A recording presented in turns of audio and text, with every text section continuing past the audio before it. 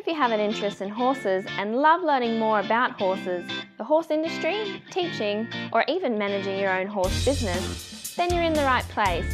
We would love you to join us on our mission, which is to improve the lives of horses around the world through the education of riders, handlers, and trainers. So get comfortable, listen in, and enjoy. This has been another episode sponsored by Online Horse College. If you haven't had a look at the wide variety of equine-specific accredited courses, then go to onlinehorsecollege.com and I'll see you over there. Today's guest is Neil Pye. I'm sure you've heard the name before. Neil's got a previous episode on 151. If you'd like to go back there, find out all about Neil before you listen to this episode, that'd be good.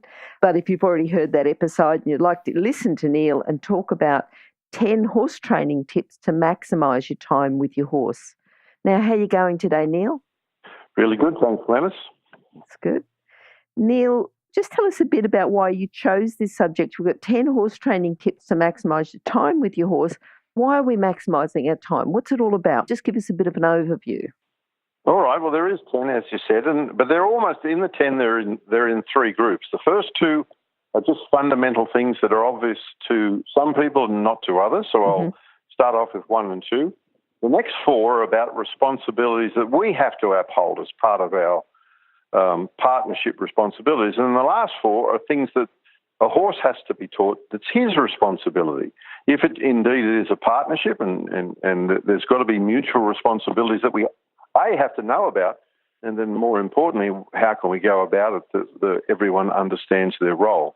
That way, when we spend time together, if we truly look at it from the interests of both parties, that's how we can maximise it, not only for us, but also for the horse. And at the end of the day, wouldn't it be nice to think that our horse enjoys us as much as we enjoy him? Yes, I think we're all looking for that, aren't we? You know, a horse that doesn't...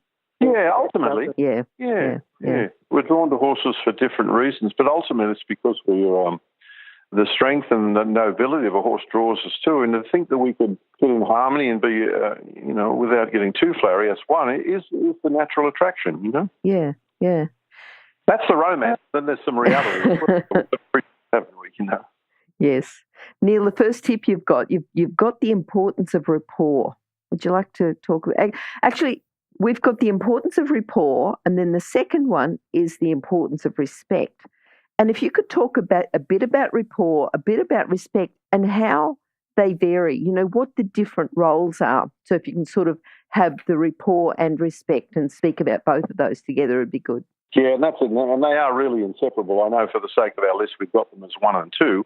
But really, to be with horses, if all you ever do is worry about rapport and be nice to them and give them carrots and put pink and purple rugs on them every time the cloud cover changes, which sometimes we think is part of our role of loving them, if all you ever do is with rapport, that you get into trouble with horses because they're interesting animals. They can be frightened by the nature of the beast. They are flight from fear animals. They are prey animals, which we've talked about in the past, and they're not always confident. So you always have to be doing things to build rapport to get them more confident.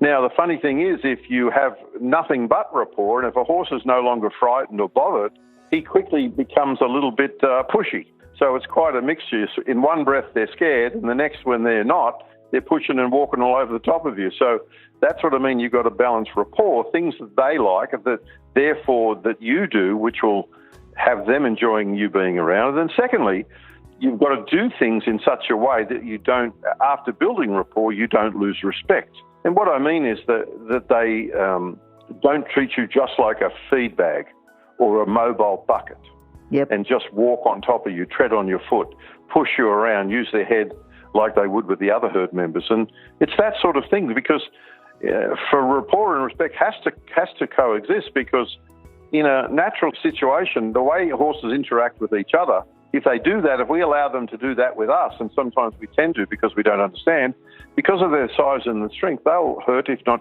go close to killing us. But the way they treat each other, which is natural, big, strong, 1,000-pound, 1,200-pound animals biting and kicking and doing what they do with each other, and they're strong, but they assume that we are similar. And obviously we're not. So you're always got to be making sure that the horse is enjoying your company, but at the same time maintaining a respect level where he respects your space, doesn't crowd you, doesn't use you like a scratching post, doesn't use you like he sometimes would with another herd member, because, but even in the herd member, they don't let them just push all over them. Because of their size and strength, they can hurt us quickly. So we've got to get them to like us and us to enjoy and survive our time, we've got to have certain things in place. So, when you're with horses, you're always working on rapport and respect. Never one and then the other. You can't say, well, today I'm just going to make him like me, and tomorrow we'll work on things he should do when he's around me. You've got to find that balance, yeah? Okay. No, that's good. A bit like children. You can love your grandkids or you can love your kids, but if all you ever do is just do everything they ever want, and then you never establish boundaries and rules to live by that are fair for everyone, you can have trouble. So that's rapport and that's respect. And that's an ongoing thing. It's not an early thing into horses. All the time with your horses. A horse is a member of a herd. So in a herd of two, which you are basically what you are, is when you and your horse, you've got to be the senior partner. Not a dominator, but the one ultimately someone has to lead. Yep. Okay, now, Neil, we've talked about rapport and respect, but now we've got act like a partner, not a predator. That's number 3 that you've got. And this starts to take our responsibility, doesn't it? Yeah, exactly. In fact, the next 4, the next one, the one you mentioned in the next 3, are really the responsibilities of human. The final 4 will be the ones for the horse. But let's talk about those. And as you said, number 3 is that we've got to act like a partner, not a predator. What does that mean? Well, and people say, what do you mean I'm a predator? I'm not a bad person, and nor does that mean that. But what's important to us as a predator species is totally different to what's important to a horse, which is from the prey animal species. So when we go to interact with a horse, we've got to, number 1, keep that at the forefront of our mind. And some of the things that we just do naturally, without knowing it, or if you're not aware of it, straight away put horses off. Now, here we are wanting to have them like us, and here we are doing things that are natural to us, that because we're predatorial and we're direct line, and often we have ambition and we want this done and we want that done, and if we go straight for it, that sort of approach gets a prey animal defensive. And without meaning to, some of our actions, instead of eliciting cooperation from a horse, do the very opposite. And often we strike people that aren't aware of that. Just being themselves can sometimes put a horse at odds, because if you think about it, as a prey animal and us as their natural-born predator, we are the hunter and they are the hunted. So sometimes if we're running late and we're a bit stressed and trying to jam the horse in a trailer, we know we've got to get to the show on time, or we know we've got time constraints, but us rushing and pushing and being a bit stressed gets the horse to go into survival mode. Instead of cooperating, he'll do the opposite. Okay. So every time you're with a horse, you've got to think to yourself, well, listen, I know we want things done and I'm the senior partner, but how can I present myself in such a way that I don't bring up his self-defense? Okay. If we've ever been with a horse and they lean on your bit, or they pull back, or they just even mild things, it's their own, in essence, it's feedback. Yep. Okay. All right. Now, the next one you've got, and this is for riding, because we don't always want to have all our time riding, and some people are quite happy with their partnership with their horse without riding. But this one about having an independent seat, can we talk about that? Sure. In fact, it's actually independent seat when you are riding, but it's also independent feet when you're managing them on the ground. Good. It actually is both. And it means, in the obvious one, in the riding, is this: if we really want a horse to like us, you imagine if we had to carry someone on our back, if they could stay in the middle, be athletic as they move with us. But if they flop around and they're not very athletic, carrying them will be heavy. So if we do indeed ride horses, there's many things we have to learn, but you can never not be working on having an independent seat. And what that means is, can you ride and balance on a horse without using your reins and your legs for your balance? Now, occasionally we can if things go awry, but I mean, if you're hanging onto your horse's mouth via a piece of metal in his mouth and the reins for your balance, or gripping with your legs, it might be us, we're up there trying to save our balance, but the whole time the horse is feeling that and feels a victim to that. Does that make sense? So if you're not definitely riding him, in fact, we'll do so many things to create rapport and have our horse like us, and one of the biggest things we can do sometimes being unaware is if we ride him poorly, even if we've got them to like us on the ground, the minute we get on their back, they go, oh my God, this is hard. You know, things like not being aware of what diagonal they're on when we're trotting. Things like that, we suddenly get in their way, and we may enjoy riding, but wouldn't it be interesting to say what they think about being ridden? Yes. If they could talk. So to develop an independent seat, you're always got to be working on that. No matter what your discipline, whether it's traditional or show jumping or dressage or cow working, anything, or even just riding the trail.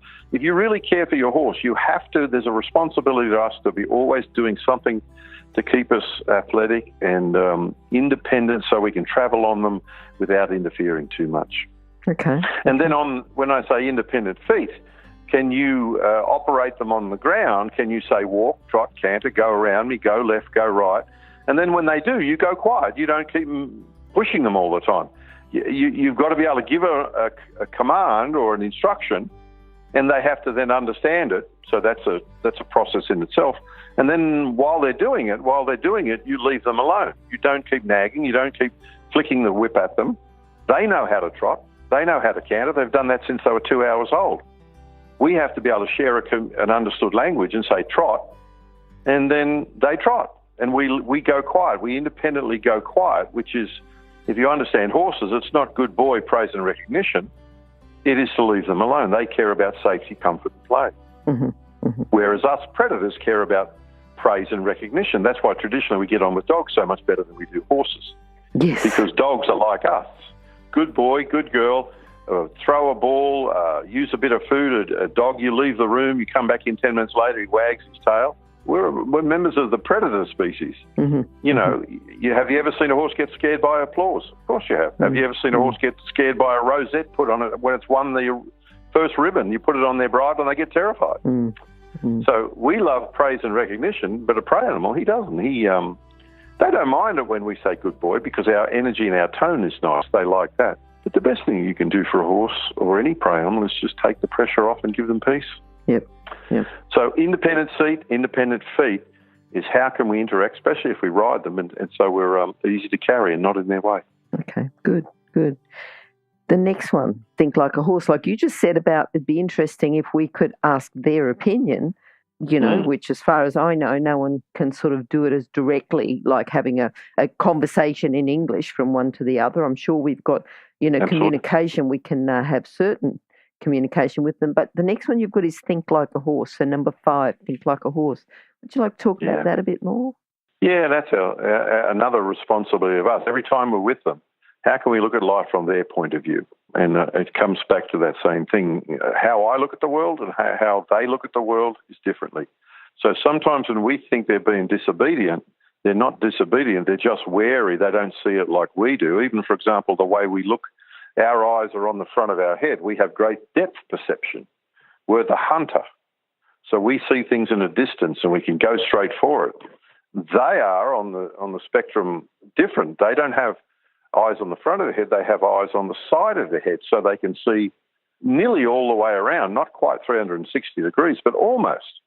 Why? Because they're the hunted. So in the chain of survival, when there have been a plains-dwelling animal, they've always had to look out for predators, lions, tigers, things that would hunt them and attack the herd. So they have eyes on the side of their head. So even the way they look at the world is different to us. We have great depth perception. They don't. So if we try and push them across a little creek that's only 2 inches deep, they often snort and hesitate and carry on like it's the Grand Canyon. And we often get mad and kick them and say, come on, don't be stupid. Can't you see it's only 2 or 3 inches deep? The answer is they can't. So what we have to do is, rather than get frustrated or at times, and not everyone does this, but occasionally you can get mad at your horse, before you condemn him, before you judge him as being disobedient or recalcitrant, look at it from his point of view. And sometimes you go, oh, no wonder he doesn't want to do this or do that. So we can't ask the horse to look at life from our point of view. But we are the senior partner. We can expect from us, just like having independence. See, the next one, always reconsider not only your position and how you see it, but how does the horse perceive things, which is different to us. Yes. Wait, can you hear anything? No? That's because we're waiting for someone with a good quality horse product to be advertised here. If that's you, then contact us, horsechats@horsechats.com, and we'll send you the details. Thanks. All right, now we're still in our responsibility and we've done the importance of rapport. One more to go, Yep. So the next one is using the natural power of focus. What would you like to say about that? Well, I'll talk. It means anything with the horse. If you want to go somewhere with your horse, be it on the ground or especially when you ride, you have to look where you want to go. Let's just talk about riding, for example. Yep. You've got to look where you want to go. You can't be looking down at his head all the time. In essence, if you move a horse through time and space, especially if you're on its back, it's just that. You've got to direct where you want to go and what pace you want to go, what direction you want to go. And if you're looking down all the time, that doesn't give him any sense of comfort. In fact, it makes it harder for him to understand. If you want to go somewhere, you've got to look there. To draw an analogy, imagine if you just looked at your dashboard in your car that you drove every time. You just couldn't do it. You couldn't just look at your dashboard and expect to get somewhere. To be safe, to understand how you fit in time and space when you're travelling on a roadway system in your car, you have to look up at the horizon. You have to look up and forward. That way you put yourself in perspective with your environment and your car, and you're turning, you're slowing, you're braking, you're accelerating, how much you have to turn when you corner. And it's just us moving through time and space. When we're on a horse, it's exactly the same thing. And often we don't realise that. So if you look down at your horse all the time and look at his ears, firstly, his ears won't fall off. He will not change colour. And if you're always looking down at him, wanting to second guess what he does, and the reason people do look down is often they're a bit worried about what their horse is going to do. So if they watch him, they think if they watch him, look down at him, they can second guess what he's apt to do. But unfortunately, the more we look down, what we do is switch off our natural balance system. The minute you look up, nature kicks in for us. So even though we're not an Olympic gymnast, we all have a sense of balance. Watch a toddler as it's learning to walk. It never looks down at its feet. Where does a toddler look? It looks up. It looks to grandma. It looks to mum who's going, come on, darling, you can make it. And we watch them wobble and they fall and they get up. But that's how they learn natural balance is in them. But the way to plug in, if you like, our natural balance, you have to look up and see the horizon. Then nature does kick in and our natural balance kicks in for us. So if you're riding a horse, if you look ahead to where you want to go, and then as you go, you go there, your reins, your legs will get in harmony with where your eyes direct you. If you look down all the time, you're actually causing your horse not to know where you want to go because, if anything, your focus is down. You are putting weight on the forehand. You often kick them to go and say, let's go somewhere, but they're never quite sure where you want. So the natural power of focus means just that. It's not the natural subject of focus. It's not the discussion of focus. There really is a power. So one of the most forgotten things, especially in recent decades, is where you look will help you ride better, which comes back to that independent seat thing. It'll help direct the horse where you want to go. So your reins and your hands and your eyes and your hips and everything will be in harmony with where you want to go. And then he'll start to follow that focus and follow that feel, and things will get easier. And he'll be so glad that you bothered to look up. Yep. But often in the show ring, where do we look? Down all the time. And that's, again, a rapport breaker. We put more weight on their forehand. And I don't think us humans realise how much weight our head and where we look and where we put our focus. And when you sit on a horse and look down, you put all your focus down on his forehand. Yep. And that's often the very thing we want to move. So does that make sense from definitely. Know the natural power of focus? And I think if we go back to those four, we've got act like a partner, not a predator, have an independent seat and independent feet, to think like a horse and use the natural power of focus. If you always keep them in your mind every time you go out there, you don't get a headache about it. But and they're conceptual things. I went into a little bit of detail, but they're four major concepts. If you're always doing that, your horse will appreciate you. Yep. Now, the next four are things that you have to teach what your horse's responsibility is, and the next one is?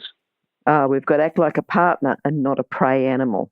Yes, just like we had to think about don't act like a predator and it's all about you and never mind how you look at the world or what your ambitions is. Yep. We've got to teach our horse not to act like a prey animal. Well, if we're going to do that, we better establish what is a prey animal tendency. Well, we don't want him to act like a prey animal. We want him to act like a partner. And The short version of that is horses have, a bit like us really, we have different sides to our brain. And if we're thinking analytical and calm and confident, we can be solution-based, we can work things out and things go well for us. Conversely, if we get panicky and scared, we go to the right side of our brain and we often make silly decisions. And we panic and we make things worse. It all depends on whether you're centered or whether you're a panicker. And horses are very much that way. Mother Nature has provided the prey animal not to, take a survey or stop and think. They've taught them to react first and then think later. Run if you get scared. When in doubt, the herd was told to run. Run and then after you've run, reconsider, have a look and see what the predator's doing. But the instinct to flee, and instead of think, just panic and run, was very much is the reason horses have survived all this time. Now, that sort of activity terrifies us. Yep. If you've got a horse that acts like a prey animal in self-survival mode, things like our jacket flapping or us wobbling a bit in the saddle can cause them to act in such a way that frightens us. So before we get on, we have to teach a horse, and this is the importance of the ground school, is to use the thinking side of his brain. But most importantly, the human's got to know that when is he acting as a partner, and that means he's starting to relax, he's dropping his head. Mm-hmm. His eyes are blinking, he's licking and chewing his lips. The signs that you have to recognize in a horse when he's in the thinking side of his brain. In that vein, the horse can learn things. Now, conversely, if something happens and he twigs into the defensive side of his brain where he goes panicky, his head will go bolt upright. He looks ready to flee. His eyes won't blink. And even if he's not moving, be careful. When they're not blinking, they're not thinking, they can often just explode. And often you'll hear the story.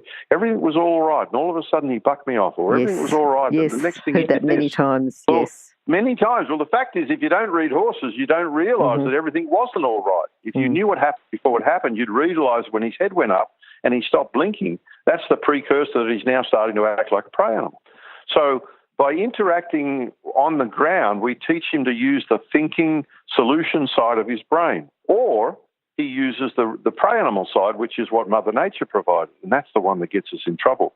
And if you don't intervene, that's why some horses, even at 18 and 19, still act like youngsters.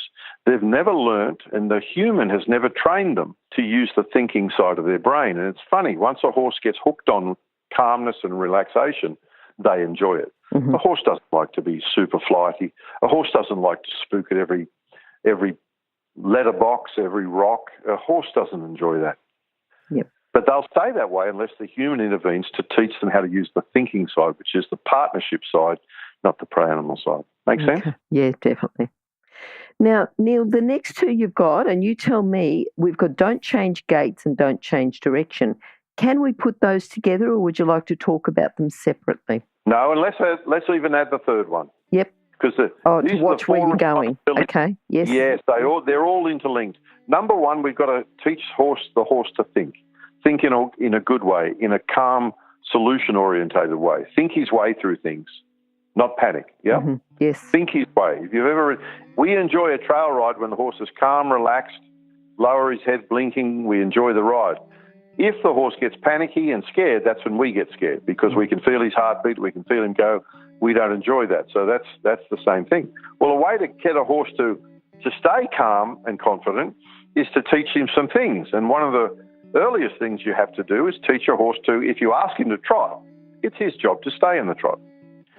And it doesn't happen straight away. But first you teach it on the ground and then you teach it on his back. So it's just like giving your horse a little job and a responsibility. And at first he won't understand that trotting is what you want or walking is what you want. But if you make this an everyday occurrence, so every time you're out with your horse, you're teaching him a basic foundation to keep him and you safe. So if you teach him that it's when I put you in trot, your job is to stay in trot. And if you do, I won't use the reins, I won't use my leg. If you stay in trot, I'll reward him and let him know he's doing the right thing. Now, if I ask him to trot and suddenly he canters, well, I'll say, no, that's not what I want. When I ask you to trot, I'll get in harmony with you, I'll get in that 2-beat rhythm, and between us, even though we're moving, it's comfortable.